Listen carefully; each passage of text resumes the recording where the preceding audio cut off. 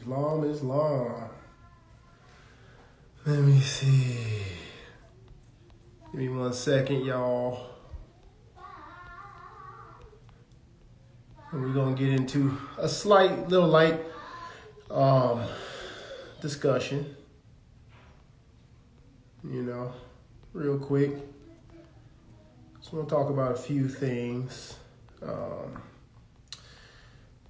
about this movement. Because it's imperative that we understand, like, what this is about, or at least how to know what this is about. You know what I mean? If that makes any kind of sense. How to know what this is about. It's very, very simple. It doesn't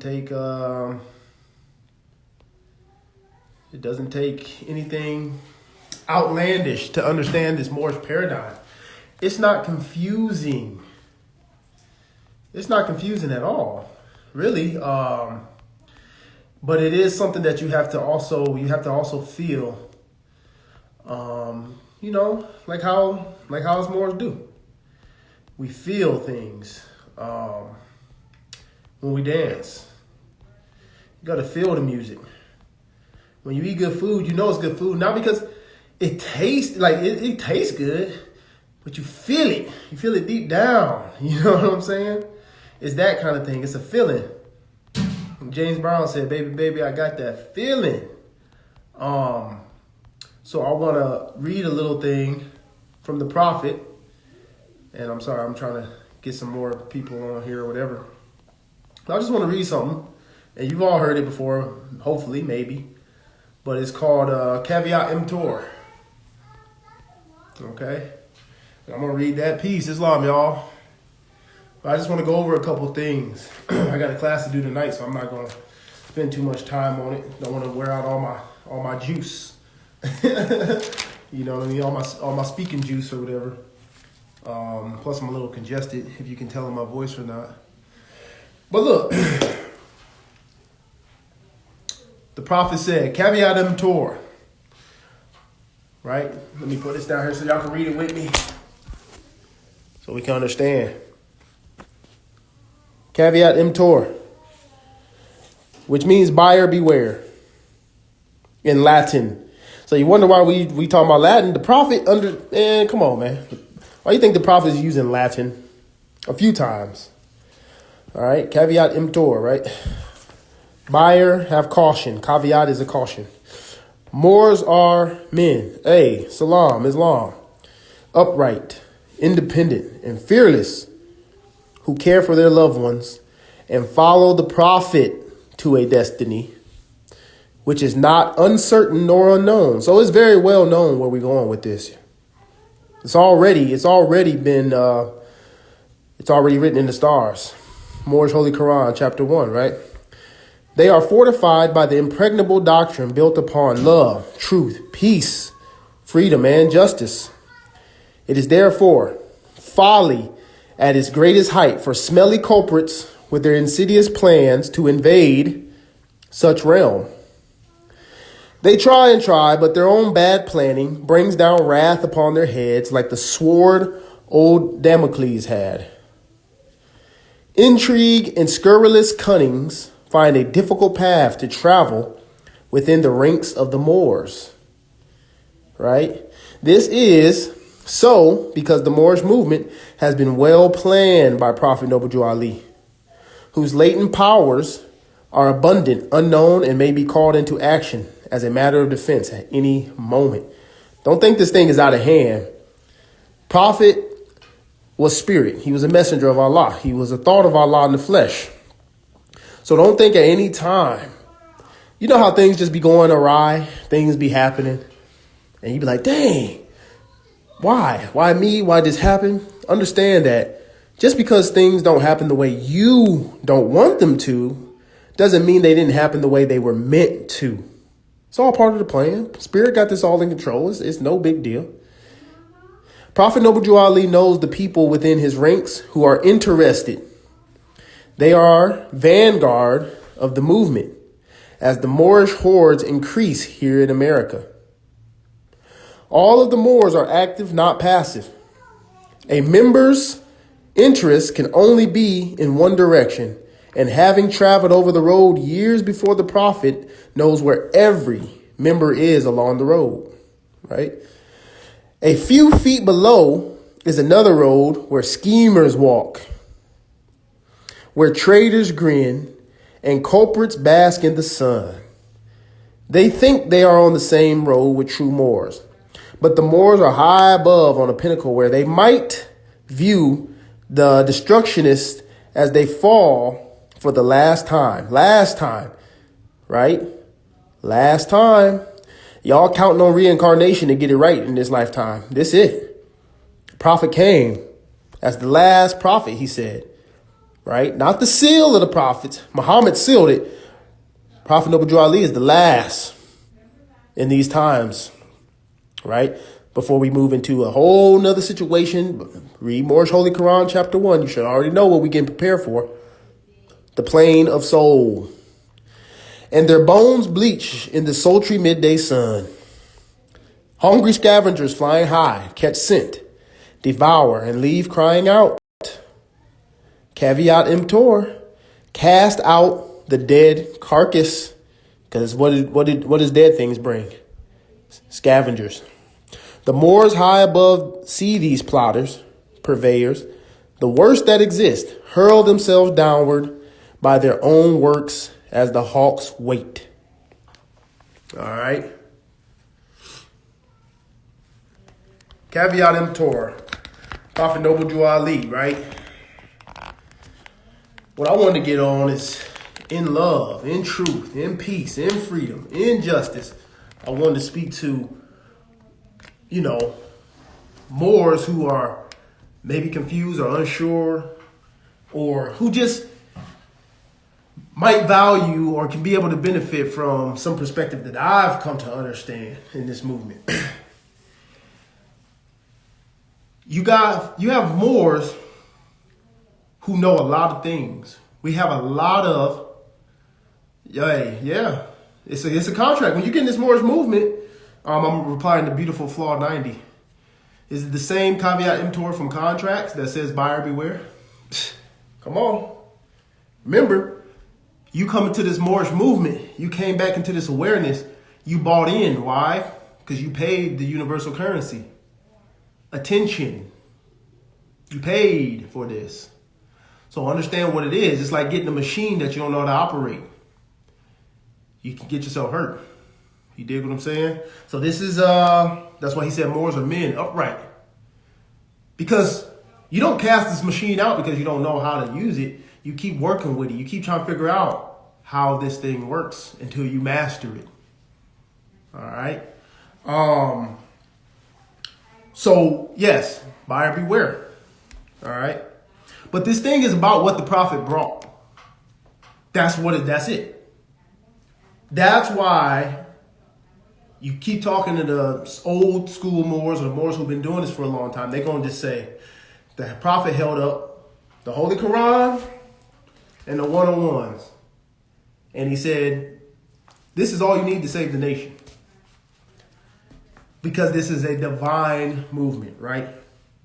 So when there are elder Moors or Moors who've been in the movement for a long time, the reason they get, in my experience, they get on your head or they get a certain type of way is because they're dealing with a mind that has went over the prophet's works numerous amount of times, over numerous amount of years. And they've come to a standard of overstanding of what this thing is about. And it's hard to impress these Moors or try to show them how much you know or what you know because they're dealing with the fundamentals. You can be the best basketball player in the world, athletically wise. But remember our boy, what's his name? Tim Duncan.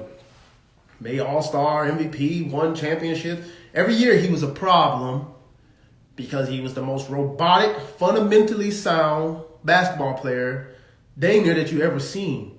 But he knew how to use his height, his weight, and his what he did have with the fundamentals, the foundation that was given to him, and he mastered the foundation. He wasn't flashy. He wasn't dunking on everybody all the time and high flying. He got buckets, he got boards, because he played the game the way the game was given. So it's the same thing with this. It's about what's in these books and coming to a mastery of the understanding of those. You should be, if you've been in this for a while, you should have read this Holy Quran a few times. I'm not going to say a number, I'm just going to say that you should have read it a few times by now. A few times. More than twice, I would definitely say. If you ever read through this from front to back, at least 2 to 3 times, read it again. And this, if you're not able to recite this, dang near every question that's asked in this, and you're not able to give majority of the answers, we got to keep studying. We should be able to give them all. That's the whole point. But I know things take time. It's not a thing like you gotta know where you're at in comprehension. You gotta know where you're at in your availability for time and what your life is construed of. It's nothing like that. But we find time for everything else besides for mastering the basics. We like to move on because the information is so sensational, right? We know. Y'all know how y'all felt when y'all came to the Prophet's knowledge, when you came to the knowledge that you are Moors. This is the Quran questions for Moorish Americans, the 101s. And then the Quran, KLC. Y'all know how you felt. It was the thing that changed your life and your soul to your very core. And you finally felt something that resonated with your DNA at all levels. And it was the day that you were saved. It was the day that you found salvation. When you finally understood, hey, I'm a Moorish American, like this is what's been hidden from me. But within that, that's why we get a certain type of way about people involved with this and that. And, because there is a foundation. By a foundation, you know what kind of bricks to lay to make the building. The foundation tells you what kind of bricks to put. Like we said, nobody builds a building from the top down, right? So it's the same thing with this. When we came to the knowledge of Prophet Noble Drew Ali, master these. Yes, universal principles. He was a universal prophet. Master these. Master his literature. Go to R.V. Bay and get his literature. Master them and see the codes. See the things that are right in front of your eyes. Believe me. He had his hand out. If you know the Prophet, he revealed, he said, I pulled the covers off of all secret organizations. Right? The Freemasons back in the day, they did this. Covered hand. The Prophet revealed it all. Right? So he's giving it to you the best way it can in plain black and white. But we got to master what he brought before we try to understand too much of the stuff that is involved with certain type of commercial things. That's why, some of the Moors who are in the 15-year plus studying crowd usually shun things like the Matt D and stuff like that because their understanding is not in line with this. It's not about if it works. It's not about if you like it. It's not about if Nine Feathers is a cool brother or not. I don't know the brother. I don't know him. All I know is that they're coming from, the elders and the people who've been in this for a long time, they're coming from the foundation, the basics. Because as far as I know, as far as Moors, this was the only Moor that sat down with the President of the United States. This is the only Moor, talking about Prophet Noble Drew Ali, was the only Moor that I know that was invited to the Pan-American Conference to represent our nation amongst the nations of the world. I don't know any other Moor who has done that on behalf of Fez wearing L's and bays, turban wearing L's and bays, of the greatest estate ever known to mankind in all of history. Okay? So we got to stop playing these games because we're looking for individual remedy, which is okay because we're lacking unity. And we got to do what we got to do so that we can, get done what we got to get done. But I was listening to an interesting study the other day on NPR. Many of you probably listened to it. And there was some kind of psychologist on there from some school. And she was entertaining the notion that how people think about things and where we come from with our thoughts. But not only where we come from with our thoughts is based on biases of our life, but we also we forget one key point. When we're engaging in conversation and rhetorics with others and trying to understand paradigms and things to understand one another, we often forget that this person may know something or may have a perspective due to experience and knowledge that I'm not privy to, that I don't understand or I don't know. You know something. I don't care how new you are in this movement. You know something that I don't know. And I think that's beautiful. And I'm happy to say I don't know when I don't know. It's a wonderful, most freeing phrase you can say, dang near, is I don't know. Because there's your opportunity right there to know. You get to learn something. All right. So when we get with each other, we have to respect the time and the sincere efforts put in. And Cujo knows this because I'm just speaking about Cujo because he's a person that a lot of Moors know. A lot of people run into him. And he brings the scimitar out a lot, you know what I'm saying? But remember what the prophet said about the vanguards of the movement. This is life or death. So I know the reason that a lot of times, Cujo comes with that is because he is a sheik. He is a guard of this movement and what the prophet brought. Because it's not about that kumbaya affection type of love. It's about the type of love that gets you where you're going. Tough love in the way that all of us probably got spankings and stuff like that, whoopings when we was growing up. And at the same time, most of us will be like, I'm thankful for it. I mean, I don't know about y'all, but I understand the science of a tail spanking. You dig what I'm saying? And I think all of us were made a little bit better for it if it was done properly, not beatings or whatever, okay? But I say that to say that right there was understanding that sometimes things have to hurt or feel a certain type of way that actually benefits you. The part that now we can do that we're adults, that we're not children anymore, is take it respectfully and humbly to understand what can I gain out of this? When we were little, we just upset. We thought mama and daddy was tripping. You know what I'm saying? Because we didn't, I know I shouldn't have snuck in the candy or whatever, but damn, now that we get older, we know that everybody grown out here that we run into for the most part, and people don't give a damn. People will step over a homeless person on the street. Oh, excuse me, drop a dollar and pick it up. Oh, damn.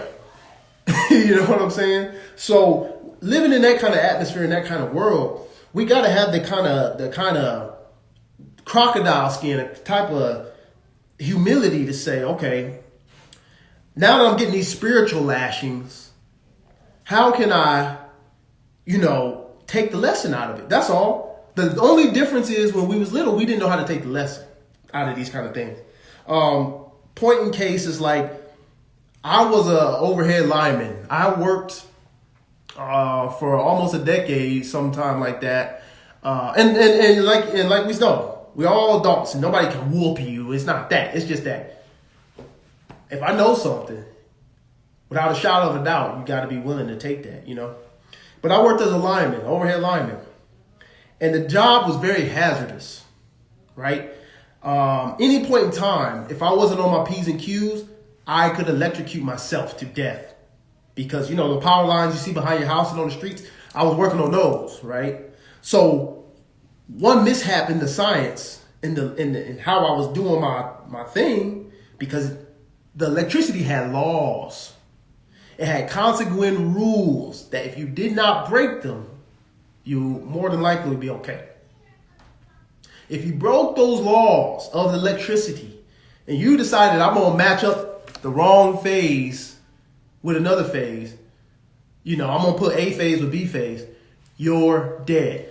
Period. Electricity ain't compromising. It don't have a smell. It don't have a taste. It don't even make a sound. In a flash, I'm a cold. So when I went through the school and the training for that particular job and that trade, well, that's my certified trade. I've been my stepfather and all my family work trades, masons to plumbers. So we used to demo and do a lot of jobs. I picked up a lot of other trades, carpentry, but that was my main trade, was electricity. But when I went to the training for that, I'm talking about cussed out. These instructors, you thought, like a little corporate job, they would cuss you out if you messed up.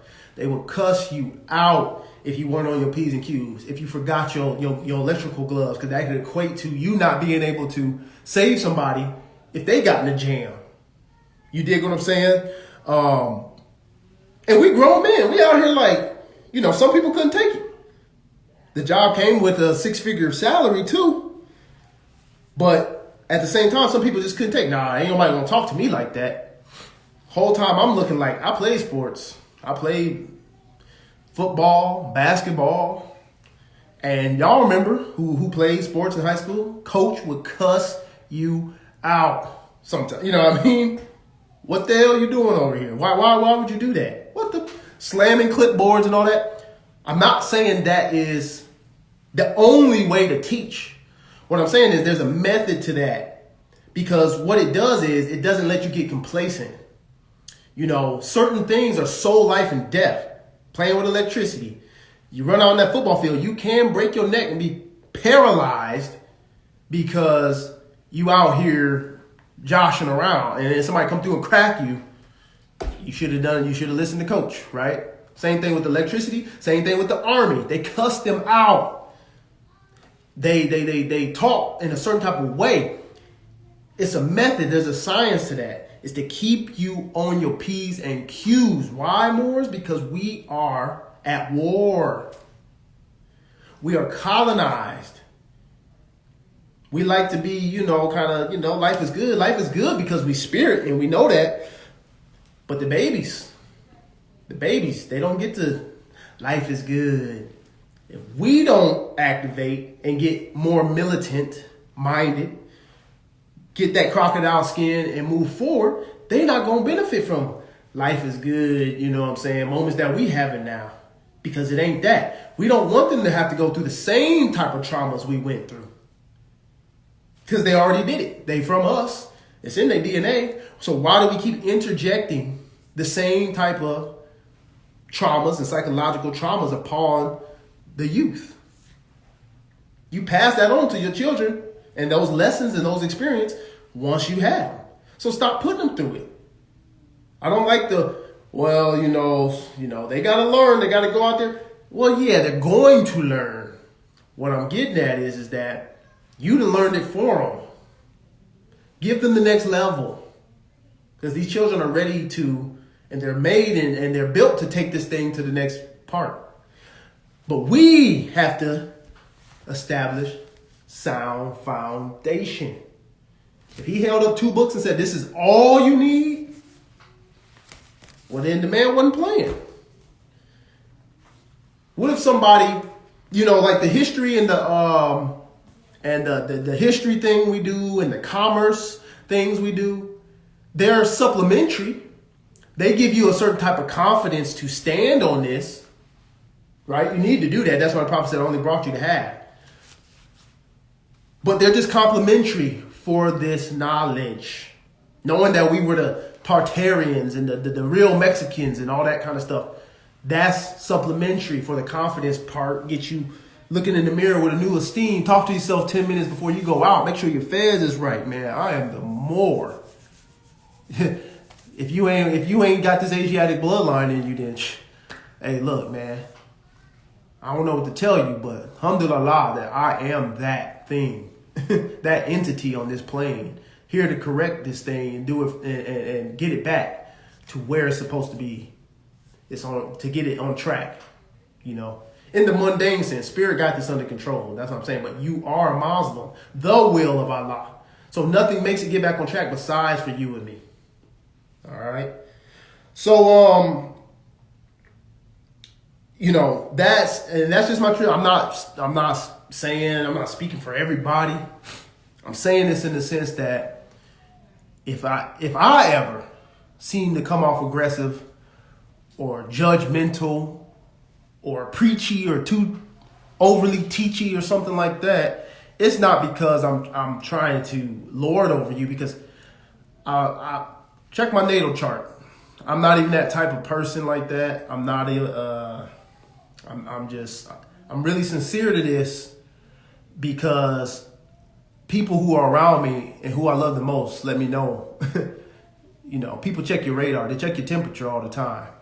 Even those family who put you as the black sheep and they don't like this more stuff. They know you sincere if you really sincere. They know, they see the changes in your life and the things you've changed and, you know, how you got better and stuff because of it.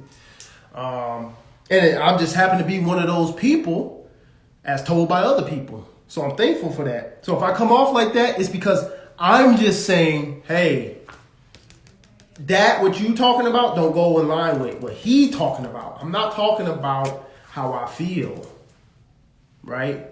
Opinion, like I can't judge you, but yes, you can judge. You have the right to judge things. You have to judge in the sense, it's no different when you walk outside, you judge the weather. You judge it. You know what I'm saying? The guy coming to your door, all sneaky and, you know, acting weird. Hey man, can I come in? Oh, I can't judge this guy. He might be a good guy. Come on in. Like, no, man. You know that. So when I judge, it's based off facts. It's an opinion. Judging is an opinion based on facts. Opinion based on facts. In my definition. I don't know if that's Webster's, but that's how I see it. An opinion based on facts. All right, the sky is blue. The sun is shining. I think that we should wear shorts today because it's hot outside so we don't overheat. That's my, an evaluation even. You dig what I'm saying? Exactly. I like that word. Evaluate. So it's the same thing. That's what a so-called magistrate does, a judge. He makes his opinion based on facts. He takes the facts and he goes, well, based on these facts, this is what this is. Right? So we're doing the same thing. We're going, well, based on the facts of this, what you're dealing with, that ain't in line with what the prophet brought, because it don't line up with his facts. You dig what I'm saying? In certain ways of doing things. That's why I said, this ain't about niceties and goodities. Righteousness don't have nothing to do with kindness in the sense of blindness, blind kindness, right? I'm not walking down the street, hey brother, to everybody, because I read energies. I see what's up. We ain't because you evaluating the situation. So it's that same thing. We only evaluate based on what we know to be true. And somebody might know something you don't know. And furthermore, I know you know things that I don't know. So therefore, let's keep that law of correspondence going. Because I know things you don't know. And that's why we're here. That's why we say steel sharpens steel in these kind of terms. Because you're going to lay your piece, I'm going to lay my piece. But we can't be resistatory. We can't be, because I tell people like this all the time. Here's a good example of what I'm talking about when we're dealing with facts. I put this on the record, Athens Bay, am all ego. I'm all about that ego. Now y'all look crazy like, ego? How could you say that? Well, do you know the definition of the word ego? If we're Moors and we know that our origin language and our national language that we were speaking, Prophet told you learn to speak Spanish, right? So Latin is the root of Spanish. What does the word ego mean in Latin? It means I. Okay? When we say I, we're talking about what? The science of the number 9, because I is the 9th letter. 9 represents mother, right? It represents that eternal self, that Allah in man are one, right? So when I say I'm all ego, that's my true self, the I, the thing that stands, that cannot be moved. Like Peter Tosh says, the I am you, I am, right? Get a book called Arcane Teachings. It's written in the late 1800s. The Arcane Teachings is written by a yogi. I think I posted it on my page, right? The Arcane Teachings. Deep, because what y'all call ego is really personality. Personality is what you're trying to kill. Okay? Y'all got too much personality. Y'all got too much of the world's perception or conception placed upon you to where you think you saying I is really the real I. No, you're saying me. You're saying me when you say I usually. I'm just talking in general. I'm just saying it like that. But you can only get that understanding when you understand that I is the word for ego. So now you know, ego, I'm the I. Personality is what's been getting people worked up. That's why you want to gauge your personality. Ask somebody to do an impersonation of you. See if they can do an impersonation of you. They got an impersonation of you, you might want to check your personality radar. You feel me? Because the personality is the me. That's the flesh. That's the thing I like fish and fries. I like this type of music. I like, the color green. That's personality. I is spirit. It don't like nothing but truth. It don't deal with nothing but facts. So I'm all ego. I'm ego. Exactly. I am ego. Or in Latin, sum means I am. Sum. Okay? So when we're talking about when two Moors trying to build and we have a tiff in the sense line, we love each other. We all we got. But when we having that moment, no, you trying to lord over me. Or no, you trying to, or vice versa. No, you ain't listening to me. You ain't understanding. It's really coming down to, hold on. Let me hear this brother out and let me get the narrative right. A lot of times we're not asking the right questions. And a lot of times we're not presenting things proper way because this tongue within itself, we used to be able to be telekinetic with it, like most of y'all know.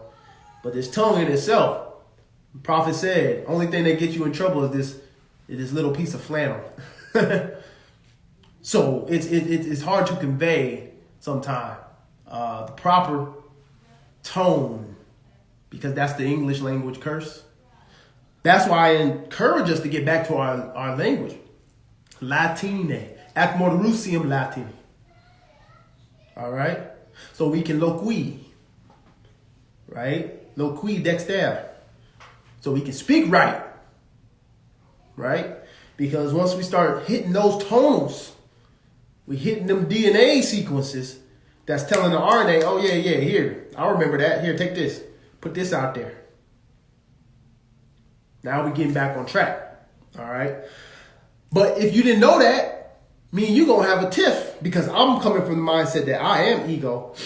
You coming from the mindset that I am personality, which you think is called ego. So now already foundations, our whole communication is jacked up because you not peeping or able to peep where I'm coming from based on where I've been. And that's just what, we don't know each other's story. So we got to try to work on listening to each other, giving each other time to talk, and knowing when to shut up when we talk to one another. Right? Dead language, dead people. Exactly. And that, Khalifa Media, that's going to be in the book too. That's like my last chapter. I talk about that, the language. We got to get back to it. But knowing when to shut up is important too. Because I don't know about y'all, but many times, and that's ironic, I'm talking about knowing when to shut up. I'm doing a live. I'm doing all the talking, but it's just my platform, right? So who else? Somebody want to jump on here. But, knowing when to shut up, what I mean by that is getting your message across the best way possible in as many short as possible, as accurately and factually as you can, type of thing. That's why a lot of times you watch some of my stuff, and if I hop on people's stuff, I won't just come to talk. I'll bring material. I'll bring book or something to build on with it, because now I'm just getting straight to the point I'm trying to make without seeming like I'm getting into conjecture, like the sound of my own voice. Man, this is my thought, and this is how I be feeling. You know what I'm saying? I'm a spirit. Exactly. Like she said, eloquence and brevity. People will respect you more when you say what you need to say, get it across plainly, simply, and understandably. Because this is not to cause confusion. It's nothing hard about this. This ain't even 100 pages worth of reading when you combine these two things together. That's it. This is, what you say, 65 pages worth of reading out of the Moorish Holy Quran. Right? So you got about 65 pages here. You got about 5 pages in this one. Not even. Yeah. And bye-bye. Dang. There you go. Okay. So that's my little piece. If anybody got any questions, you know what I'm saying, feel free. Anybody want to hop on, feel free. I just wanted to read Caveat Emptor. I wanted to put a general message because, we speak on the ethers. Spirit moves you to breathe on, what's important or what's stirring in the around your circle of affairs, what you're dealing with. And most importantly, love drives us, should motivate us. And not affectionate love, the love of connectivity and togetherness. That's what love is. Love is the fabric of the universe. It's all. So it's the very manifest of everything tangible and intangible, the knowledge, right? Love is all law. Yeah, Cujo, man. Just got done, man. I'm about to be out, man. I was going over some good points. I thought they was good points. I wrote them down. We was talking about some of what we need to do to be in this is get these foundations. So I'm gonna post it. This is it, y'all. Once again, like I said, work on mastering these, understanding these, dissecting this. His readings. Now, I guarantee you, when we come on a cipher together or we get together, there won't be no confusion. There won't be any hold on, I know this type stuff versus I know this, because we're always gonna be able to come back to say, no, he said this. And if he's the messenger of Allah, it's going to resonate with you. It's going to we know where we're coming from then at that point. Now we can build off of that because that's the foundation. More as we talking about building, but how can we build without the foundation? Okay? So, hey, love, truth, peace, freedom, and justice. Appreciate y'all. Islam. I got a class tonight for anybody that's interested.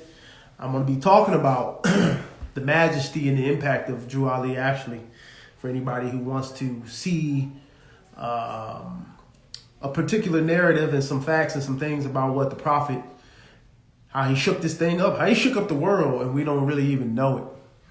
You dig what I'm saying? So, hey, appreciate y'all. Stick to the foundation, then we can build. We can't build without a foundation.